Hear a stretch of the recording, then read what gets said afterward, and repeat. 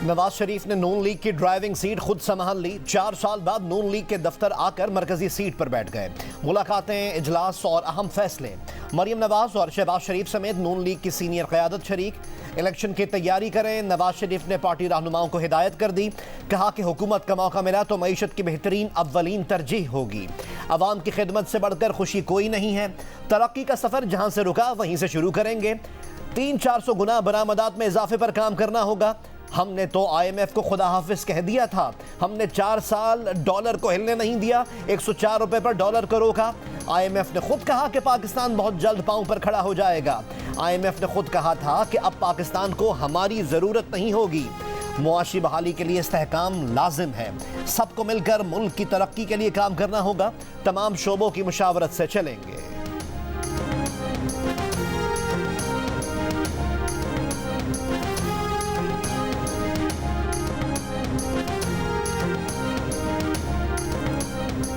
पाकिस्तान की शहरी एक उम्मीदवार तो बन सकता है, मगर आखिर जो फैसला है वो अवाम करेंगे। और मैं पुरुमीद हूँ कि पाकिस्तान के अवाम इस बार पाकिस्तान का वज़ीर आज़म लाहौर से तो नहीं होगा। जो फरवरी 8 का इलेक्शन है वो तीर की जीत का दिन होगा। वो शहीद जुल्फ़िकार अली भुट्टो और शहीद मोहतरमा बेनज़ीर भुट्टो की मंशूर की फ़लसफ़ा की जीत होगा।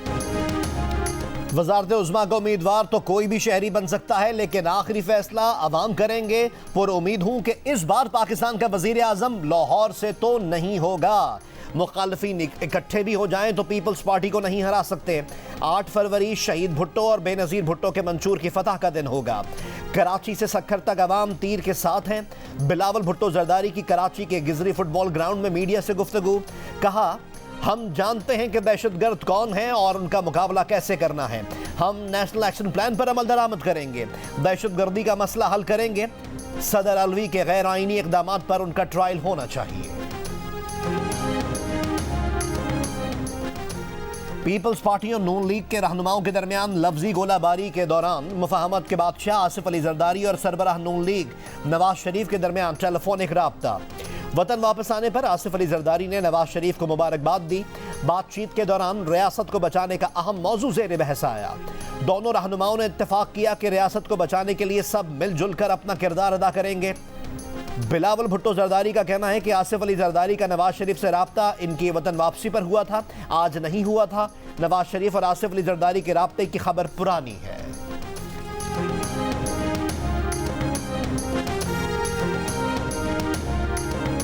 मियां साहब फिट हैं, अल्लाह फजल है। और आप भी फिट हैं इलेक्शन के लिए? इलेक्शन बिल्कुल लेवल प्लेइंग फील्ड मिलेगी पीटीआई। सब इलेक्शन लड़ रहे हैं, सारे में मिलेगी। आप इलेक्शन लड़ रहे हैं? मियां साहब सबके पास लेवल खड्डा छड्डा किसी ही नहीं है। सबका इंतखाबी निशान बैलेट पेपर के ऊपर होना चाहिए। और अगर कोई जेल में है तो अदालत को उसके साथ जो भी इंसाफ का मामला है वो करना चाहिए। हमें कोई एतराज़ नहीं है। हम नहीं है किसी को जेल भेजने वाले, ना हमें किसी को पकड़ने का या पकड़वाने का शौक है। नवाज शरीफ फिट हैं, आइंदा इलेक्शन जरूर लड़ेंगे। नून लीग के इजलास के बाद ख्वाजा आसिफ की मीडिया से गुफ्तगू। कहा, लेवल प्लेइंग फील्ड सबके पास है, खड्डा शड्डा कहीं नहीं है। ख्वाजा साद रफीक ने कहा कि सबका इंतखाबी निशान बैलेट पेपर पर होना चाहिए। हम किसी को जेल भेजने वाले नहीं, हमने मैदान में मुकाबला करना है। किसी के भी हाथ पांव बंधे नहीं होने चाहिए। सबको इलेक्शन में आना चाहिए, सबको बराबर का मौका मिलना चाहिए। इलेक्शन सब नहीं लड़ना है, आप फिक्र ना करें। कोई 9 मई के वाकयात में मुलव्विस है तो वह अदालत से रिलीफ ले। शाहिद खाकान ने इजलास में क्यों नहीं आए? सहाफ़ी के सवाल पर साद रफीक ने बताया कि वो इस मामले पर कुछ जानते हैं और कुछ नहीं जानते, अभी बात नहीं करना चाहते।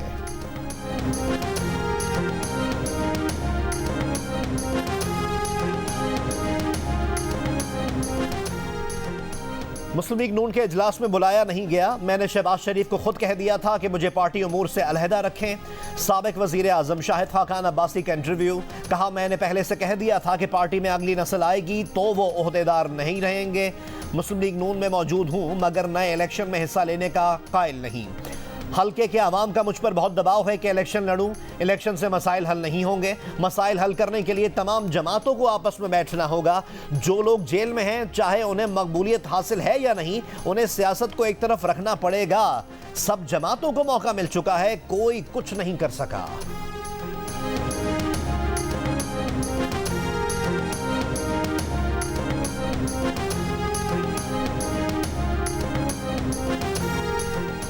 खैबर के इलाके तीरा में सिक्योरिटी फोर्सेस का खुफिया इतला पर ऑपरेशन, 3 दहशतगर्द हलाक, 3 जख्मी।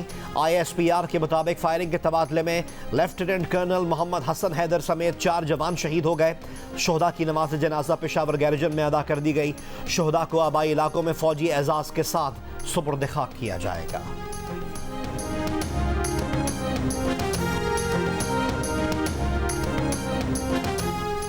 मियांवाली एयरबेस हमले में गैर मुल्की असलहा इस्तेमाल होने का इंकशाफ। मियांवाली हमले में मारे जाने वाले दहशतगर्दों से गैर मुल्की असलहा मिला है जो कि अमरीकी साख्त का है।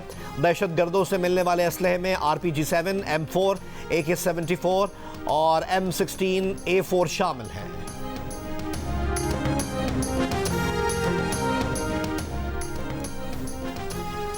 IMF ने रवा माली साल की पहली सहमाही तक हुकूमती मिल्कियती इदारों के नुकसानात की रिपोर्ट मांग ली। नुकसानात पर पुराने आदाद-ओ-शुमार की रिपोर्ट मांगने से इनकार। IMF मिशन ने सेंट्रल मॉनिटरिंग यूनिट टीम को अपनी पहली जायजा रिपोर्ट देने का मुतालबा किया। वजारत खजाना ने IMF से रिपोर्ट के लिए आइंदा महीने तक वक्त मांग लिया। IMF को बताया कि हुकूमती मिल्कियती इदारों के नए आदाद-ओ-शुमार जांच रहे हैं, रिपोर्ट जल्द मुकम्मल कर लेंगे। इजलास के बाद निगरान वफाकी वजीर खजाना शमशाद अख्तर ने कहा कि मुज़ाकरात कामयाब होने की कवी उम्मीद है। IMF के साथ मुज़ाकरात मुस्बत तरीके से आगे बढ़ रहे हैं। तमाम इदारों ने अहदाफ पर अमल दरामद किया। कारकर्दगी इत्मीनान बख्श है। हमास के रॉकेट्स को निशाना बनाने वाला आयरन डूम का मिसाइल इसराइल ही में गिर गया। इसराइली फौज ने फलस्तीनी तंजीम अल-फतह के रहनुमा रिफत ओलियान को लाइव इंटरव्यू के दौरान गिरफ्तार कर लिया। मगरबी किनारे के अशफात पनाह गुज़ीन कैंप में फौजी छापा। फलस्तीनी हुकूमत का मुशीर गिरफ्तार। रामल्ला में छापे में मुमताज़ फलस्तीनी कारकुन अहद तमीमी को गिरफ्तार कर लिया गया। गजा में इसराइली फौज की पेशकदमी के बाद सैटेलाइट कंपनीज ने गजा की तस्वीर को महदूद कर दिया।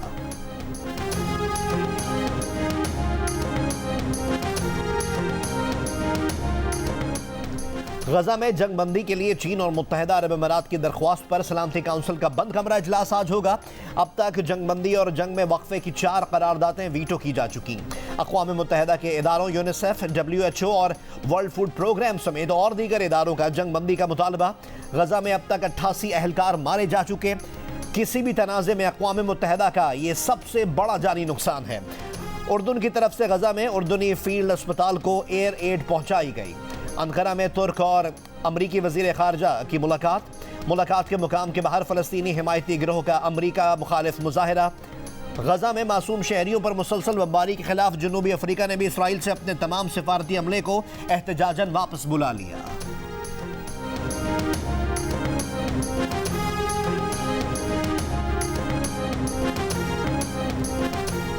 इसराइल की मुसलसल बमबारी से गजा में हर तरफ बर्बादी के मनासिर, रोते भिलकते लोग, धमाकों के खौफ से कपकपाते बच्चे, रिहायशी इमारतें, स्कूल, अस्पताल, पनाह गुज़ीन कैंप, मसाजिद और इबादत गाहें, कुछ भी इसराइल की वहशियाना बमबारी से न बच सका। गुज़िश्ता 24 घंटों में इसराइली तैयारों ने हॉस्पिटल समेत 460 से ज़ायद मकामात को निशाना बनाया। 300 से ज़्यादा फ़लस्तीनी शहीद हुए। 31 रोज़ में फ़लस्तीनी शोहदा की तादाद 10,000 से तजावुज़ कर गई। एक महीने में गजा में तीसरी बार टेलीफोन और इंटरनेट सहूलियात मुअत्तल। गजा में मासूम बच्चों और शहरियों की हालत ज़ार बताते हुए फ़लस्तीनी वज़ीर आज़म मोहम्मद शतैया का काबीना इजलास में रो पड़े। गजा जंग में इसराइली फ़ौजियों की जानें बचाने के लिए इसराइल ने किराए के प्राइवेट फ़ौजियों को भर्ती करना शुरू कर दिया। हस्पानवी अखबार ने दावा किया है कि इसराइल ने माहाना $12,000 किराए पर कुछ प्राइवेट फ़ौजियों को भर्ती कर लिया है। इसराइल दीगर ममालिक के किराए के प्राइवेट फ़ौजियों को भी भर्ती करेगा।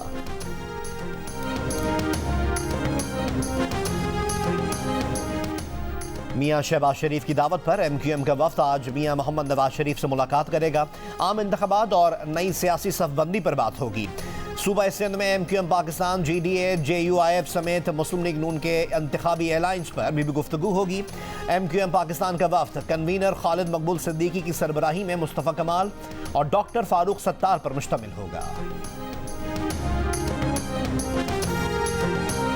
पीपल्स पार्टी एक तरफ कह रही है हम क्लीन स्वीप करेंगे, दूसरी तरफ कह रही है लेवल प्लेइंग फील्ड नहीं मिल रही। ये रोना आपकी शिकस्त की निशानदेही करता है। हमने तो लेवल प्लेइंग फील्ड की बात की है, हमने तो एवन फील्ड की बात इनके साथ नहीं की जो इतना वो चीख रहे हैं और चिल्ला रहे हैं। पाकिस्तान की आवाम ने नवाज शरीफ के हक में जो फील्ड है उस पे उसका ऐलान भी कर दिया है। अगर लाहौर का इतना कामयाब जलसा था तो फिर इन्होंने लाहौर में इलेक्शन की बात क्यों नहीं की? आज भी ये लोग जब हम इलेक्शन की बात करते हैं तो इनको पसीने आ जाते हैं। पाकिस्तान मुस्लिम लीग नून वो वाहिद जमात है जो अल्लाह ताला के फजलो करम से इलेक्शन के लिए तैयार है। हमने तो पहले दिन से कहा था कि कॉन्स्टिट्यूशन के दायरे में रहते हुए 90 दिन के अंदर इलेक्शन होने चाहिए। 8 फरवरी को फील्ड के अंदर लेवल प्लेइंग फील्ड का रोना रोने से बेहतर है कि फील्ड के अंदर तैयारी करें, इलेक्शन की तैयारी करें। इस दफा लोग और पाकिस्तान की आवाम सिलेक्शन कबूल नहीं करेगी, इलेक्शन कबूल करेगी। इलेक्शन का बिगल बजते ही सियासी जमातों की इंतखाबी मुहिम शुरू। पीपल्स पार्टी और नून लीग आमने सामने। मरियम औरंगजेब का पीपल्स पार्टी को लेवल प्लेइंग फील्ड मांगने का ताना। कहा एक तरफ क्लीन स्वीप की बातें, दूसरी तरफ लेवल प्लेइंग फील्ड का रोना धोना आपकी शिकस्त की निशानदही कर रहा है। पीपल्स पार्टी के फैसल करीम कुंडी ने जवाब दिया कि इनकी जमात लेवल प्लेइंग फील्ड की बात कर रही है, एवन फील्ड की नहीं। नून लीग वाले इतनी चीख पुकार क्यों कर रहे हैं? मरियम औरंगजेब ने दावा किया कि 21 अक्टूबर को अवाम ने मियां मोहम्मद नवाज शरीफ को चौथी बार वजीर आजम बनाने का ऐलान कर दिया है। इस दफा अवाम सिलेक्शन को नहीं, इलेक्शन को कबूल करेंगे।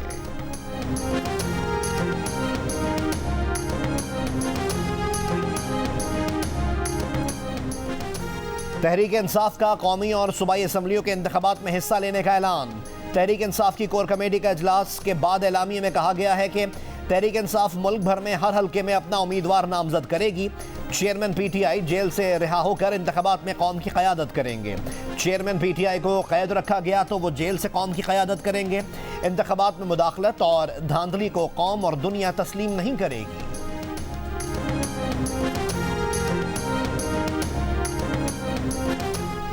बिलावल को वजीर आजम बनवाने के लिए आसिफ अली जरदारी मैदान में उतर आए। कहा 8 फरवरी का सूरज बिलावल की फतह का पैगाम लेकर आएगा। पीपल्स पार्टी का हर कारकुन बेनजीर भुट्टो शहीद का सफीर बनकर इंतखाबी मुहिम शुरू कर दे। सिंध में बल्दियात के ज़िमनी इंतखाबात में जीत पर इजहार तशक्कुर। कहा सिंध के दिल कराची ने भी जीए भुट्टो का नारा लगा दिया। मुर्तज़ा वहाब और सलमान अब्दुल्ला मुराद की कामयाबी अहले कराची का मुखालफिन के लिए खास पैगाम है। गुज़िश्ता रोज़ पीपल्स पार्टी ने कराची में हुए ज़िमनी बल्दियाती इंतखाबात में 10 में से 6 नशिस्तों पर कामयाबी हासिल की थी।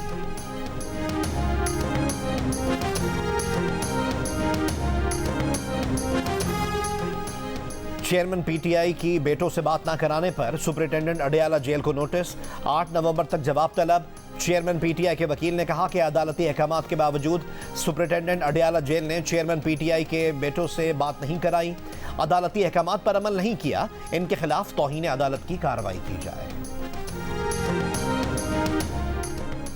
शहरियों की टेलीफोनिक गुफ्तगू रिकॉर्ड करना गैर कानूनी नहीं, इसके लिए लीगल फ्रेमवर्क मौजूद है। Investigation for fair trial act 2013 शहरियों की गुफ्तगू रिकॉर्ड करने की इजाज़त देने का मैकेनिज्म फराहम करता है।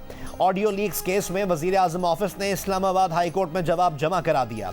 जवाब में कहा गया है कि वजीर आजम ऑफिस इंटेलिजेंस एजेंसीज के हसास रोज़मर्रा उमूर में मुदाखलत नहीं करता, क्योंकि ऐसा करना कौमी सलामती के मफाद में नहीं। शहरियों की कानून के मुताबिक रिकॉर्ड की गई गुफ्तगू खुफिया रखना, लीक होने से रोकना और ये यकीनी बनाना ज़रूरी है कि रिकॉर्ड गुफ्तगू को किसी और मकसद के लिए इस्तेमाल ना किया जा सके। टेलीफोनिक गुफ्तगू लीक करने का मामला वफाकी हुकूमत के इल्म में है, जिसकी इंक्वायरी के लिए सीनियर जजेस पर मुश्तमिल आला सतह का कमीशन कायम किया गया है।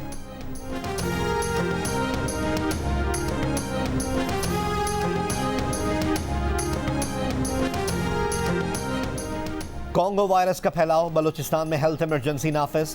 कोयटा में 2 हफ्ते के लिए निजी मज़बहों पर दफ़ा 144 के तहत पाबंदी। शहरी आबादी से दूर ज़बिया खानों में जानवर ज़िबा किए जा सकेंगे। महकमा लाइव स्टॉक को मवेशी मंडियों में फौरी जरासीम कुश स्प्रे की हिदायत। सूबे में अब तक कोंगो वायरस के 44 केसेस रिपोर्ट हुए हैं।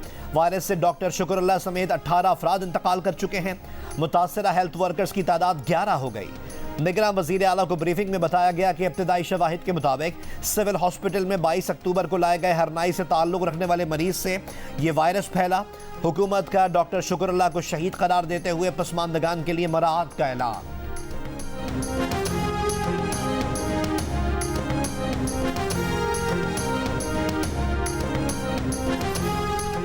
इंटरबैंक में अमरीकी डॉलर की कदर में 98 पैसे का इजाफा, $1 285.29 का हो गया। ओपन मार्केट में डॉलर ₹2 महंगा होकर ₹287 का हो गया। स्टॉक एक्सचेंज में कारोबार के दौरान मुस्बत रुझान, 100 इंडेक्स में 737 पॉइंट्स का इजाफा, PSX 100 इंडेक्स 53,860 की सतह पर बंद।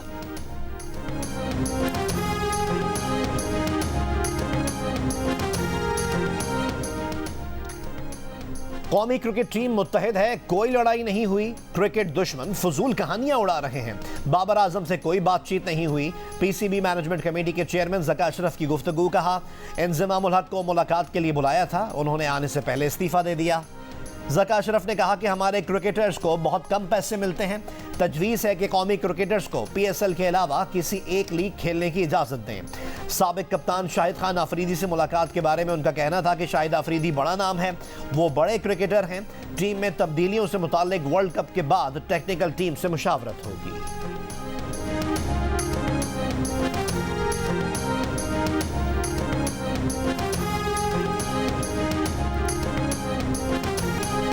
क्रिकेट की तारीख में पहली मर्तबा खिलाड़ी टाइम्ड आउट करार। नई दिल्ली में श्रीलंका और बांग्लादेश के दरमियान वर्ल्ड कप के मैच में श्रीलंका के बैटर एंजेलियो मैथ्यूज ने अपनी पहली गेंद खेलने के लिए मुकर्ररा वक्त में तैयार नहीं हो सके, कोई गेंद खेले बगैर आउट करार दे दिए गए। मैथ्यूज मैदान में बैटिंग के लिए आए तो उनका हेलमेट का स्ट्रैप निकला हुआ था, हेलमेट तब्दील करने में वक्त हाथ से निकल गया। बांग्लादेशी कप्तान शकीबुल हसन ने आउट की अपील की, अंपायर्स ने एंजेलियो मैथ्यूज को टाइम्ड आउट करार दे दिया। ICC के कानून के मुताबिक नए आने वाले बैटर को 2 मिनट के अंदर अंदर पहली गेंद का सामना करना लाजिम है।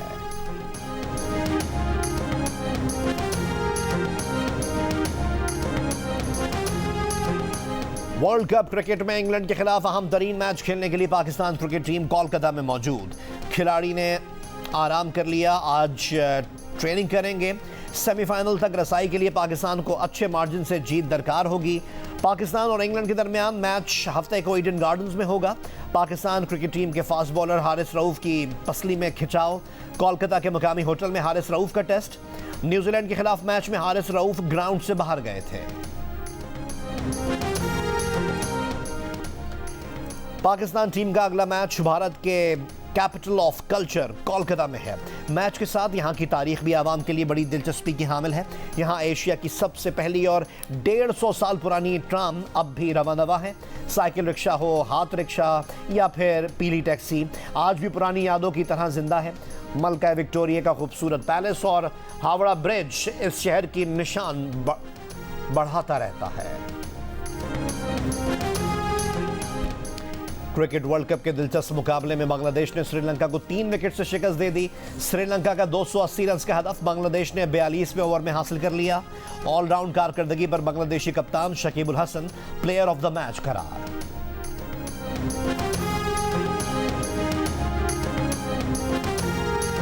मुल्क में गैर कानूनी मुकीम गैर मुल्कियों की वतन वापसी का सिलसिला जारी। अफगानिस्तान वापस जाने वाले शहरियों की रजिस्ट्रेशन के लिए नादरा ने 22 मोबाइल वैन जिलंडी कोतल पहुंचा दी। ट्रांजिट पॉइंट पर मोबाइल वैन्स की सहूलत के साथ 20 काउंटर्स भी कायम। ज़रूरी कानूनी कार्रवाई के बाद अफगान बाशिंदों को खुसूसी गाड़ियों में तोरखम बॉर्डर पर अफगानिस्तान भिजवाया जाता है। निगरान वज़ीर इत्तलात बलूचिस्तान के मुताबिक अब तक 2,12,000 गैर मुल्की अपने वतन रवाना हो चुके हैं। चमन के रास्ते रोजाना 7,000 गैर मुल्की अपने वतन रवाना हो रहे हैं।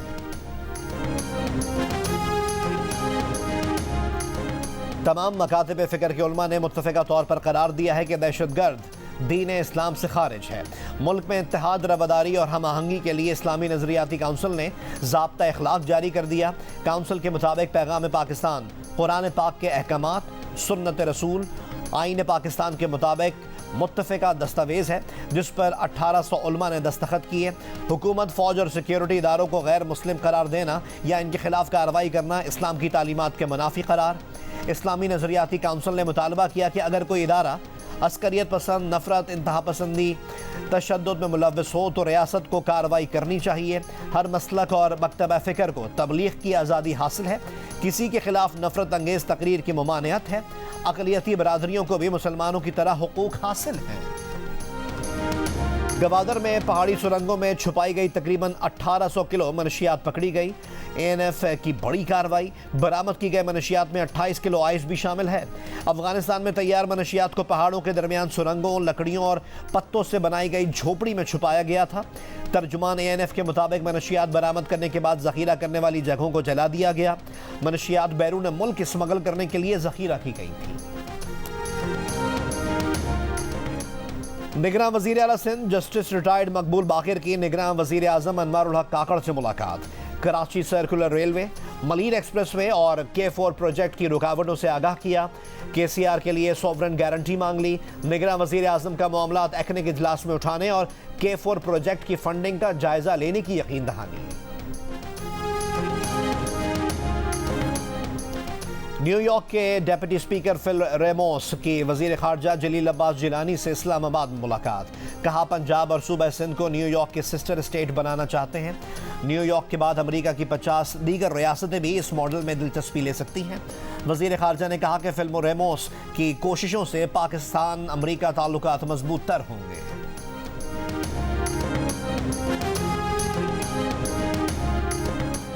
कोहाट में टिकटॉक वीडियो बनाने के दौरान लड़के से गोली चल गई। भाई जाँ बहक हो गया। गोली चलाने वाले भाई ने वालिदैन के डर से खुद को भी गोली मारकर खुदकुशी कर ली। दोनों भाइयों का ताल्लुक खानेवाल से है। इज्तिमाई तौर पर जंगबंदी का मुतालबा करना होगा। हजारों शहरियों की मौत को गैर कानूनी जवाज फराहम करना काबिल मजम्मत है।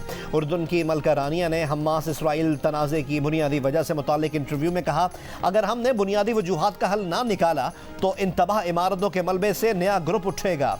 इसराइल को ये बात हमेशा के लिए समझ लेनी चाहिए कि तहफ़्फ़ुज़ का मुख्तसर रास्ता अब शाहीन आफरीदी में कप्तानी की काबिलियत है। उन्होंने लाहौर कलंदर्स को 2 बार PSL फाइनल में पहुंचाया है।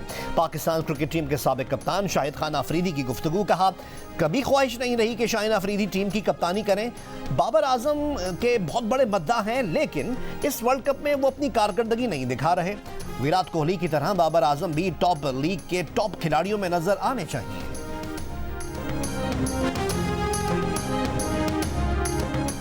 वर्ल्ड कप में टीम की नाकिस कारकर्दगी पर श्रीलंकन क्रिकेट बोर्ड फारिग। राना टुंगा क्रिकेट बोर्ड के अबूरी चेयरमैन मुकर्रर। क्रिकेट बोर्ड हुक्काम पर करप्शन इल्जामात की तहकीकात के लिए 7 रुकनी पैनल तश्कील। दिफाई चैंपियन इंग्लैंड की क्रिकेट वर्ल्ड कप में बदतरीन परफॉर्मेंस।